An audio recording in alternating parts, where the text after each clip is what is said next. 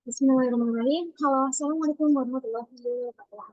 Kenalkan, aku Kamila. Jadi di sini sekarang aku akan membahas terkait software testing dengan black box. Bahasannya nanti akan kita mengetahui apa itu black box dan kenapa sih software itu harus testing. Oke, lanjut. Pentingnya software testing dalam mengembangkan software. Yang pertama itu ada mengidentifikasi bug dan kesalahan. Jadi di sini kita akan mengetahui bahwa software testing itu membantu dalam mengidentifikasi kesalahan dan masalah lainnya dalam software yang dapat menyebabkan kerusakan atau tidak berfungsinya software secara keseluruhan. Selanjutnya ada memastikan kualitas. Nah, di sini juga kita dapat tahu bahwa software testing itu membantu dalam memastikan bahwa software yang dikembangkan memiliki kualitas yang baik dan dapat memenuhi kebutuhan pengguna dengan baik. Selanjutnya meningkatkan keandalan. Nah, di sini juga kita dengan melakukan software ini, pengembangan dapat memastikan bahwa software memiliki tingkat keandalan yang tinggi dan dapat berjalan baik dalam berbagai kondisi. Meningkatkan kenyamanan dan keamanan. Oke.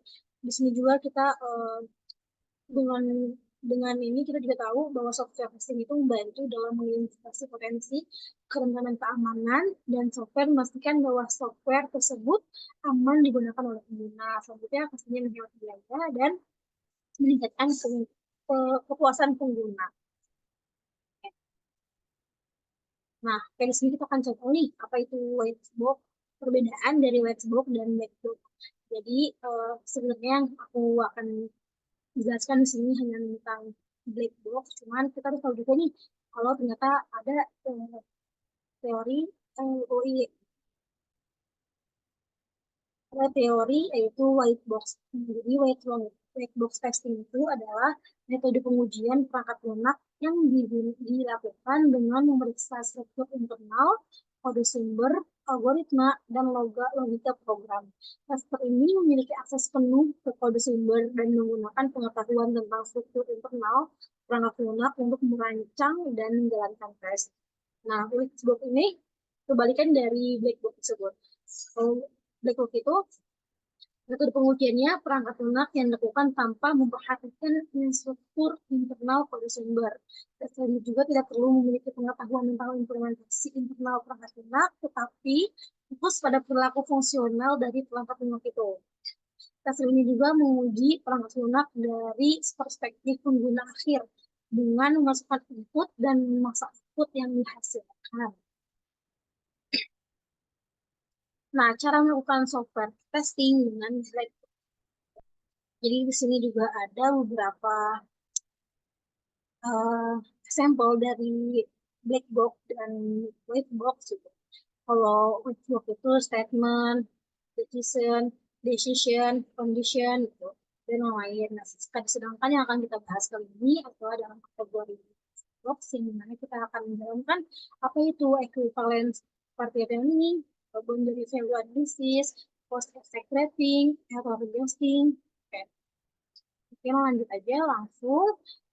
Jadi di sini aku dan tim mengembangkan sebuah project yang dimana kita membuat website umroh, website untuk umroh dan haji gitu, seperti travel. Kenapa akan melihat kami gitu?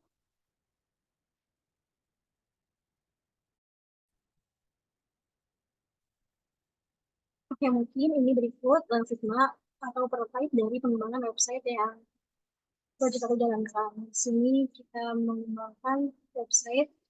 Ini hanya baru-baru prototype ya.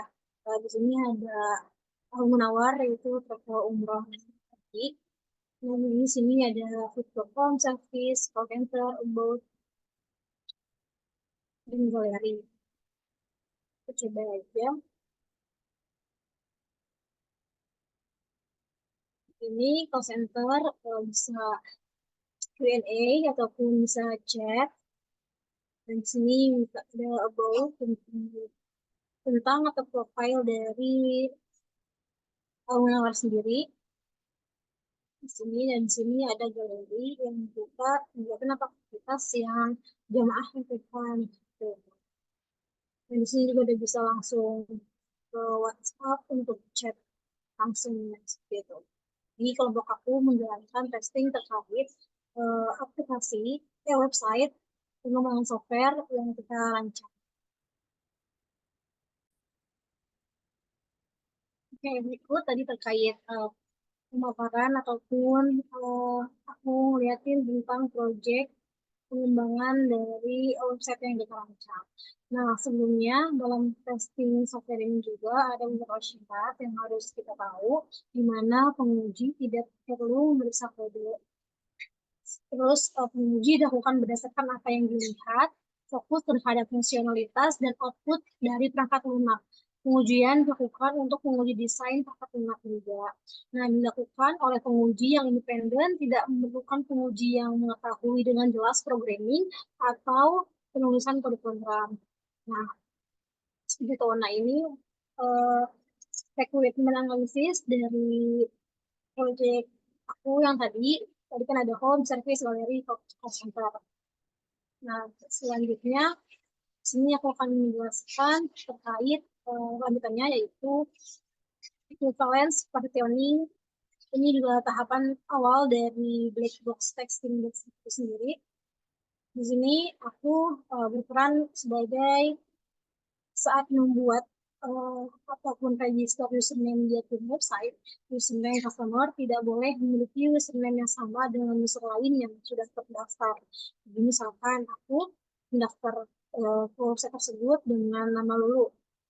Nah, ternyata udah ada nama Lulu di sistem itu, itu orang lain yang punya. Nah, jadi dengan otomatis dia tidak bisa, jadi harus menggunakan nama. Selanjutnya ada boundary value di sini juga aku uh, aku testing terkait upload bukti transaksi pembayaran dengan size minimal 2 MB. Jadi kan ada transaksi juga di dalamnya ketika kita sudah booking ataupun memesan travel itu, kemudian ada bukti transferan yang harus dikirim oleh ke admin gitu kan customer. Nah, jadi di situ ada size yang ditentukan maksimal 2 MB. Oke, kemudian di sini selanjutnya cause effect graphing.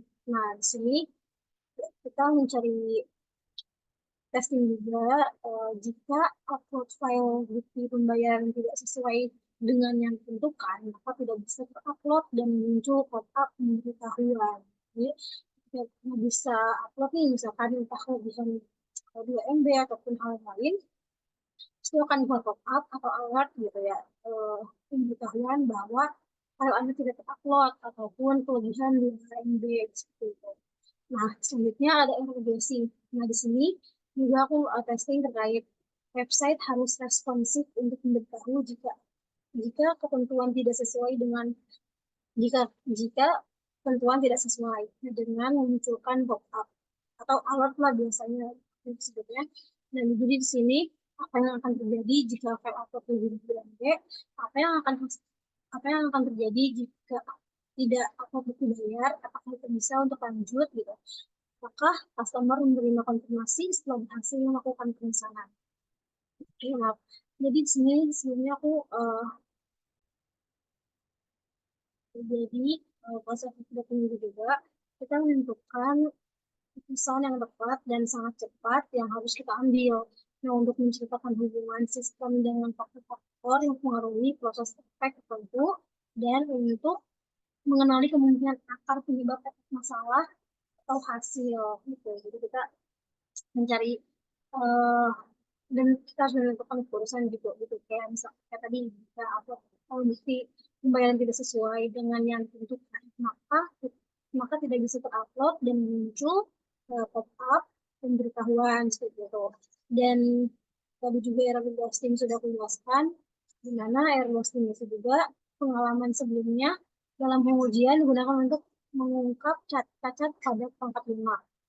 Dan teknik pengujian ini juga berbasis pengalaman, di mana penguji menggunakan pengalaman atau intuisi masa lalunya untuk mengukur area bermasalah di website perangkat mungkin. Oke, mungkin itu aja tahap-tahapan ataupun cara melakukan testing dengan black box. Kurang lebihnya mohon maaf. Sekian, terima kasih.